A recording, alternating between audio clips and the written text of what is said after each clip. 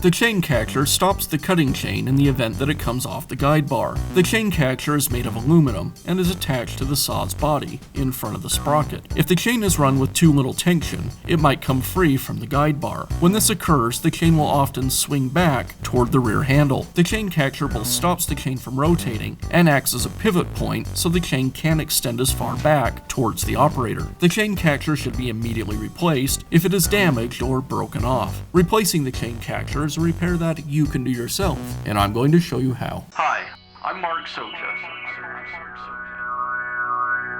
Do-it-yourself repairs like these are easier than you might think. From lawn machines to cordless drills, kitchen mixers, Outdoor grills. our how-to videos walk you through each repair from start to finish. So doing it yourself means never having to do it alone. Let's get started. I'll begin by removing the brake cover from the saw. The cover is secured with 2 nuts. I'll loosen the nuts and also loosen the chain tension.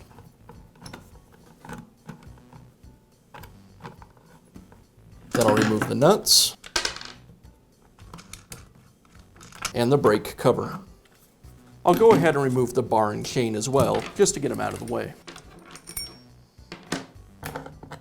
Now I have access to the chain catcher. It's secured with a screw, and I'll go ahead and remove it.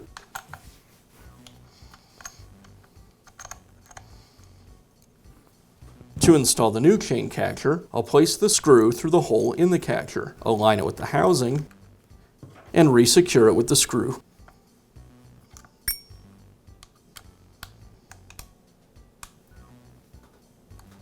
I'll finish up by reinstalling the bar and chain.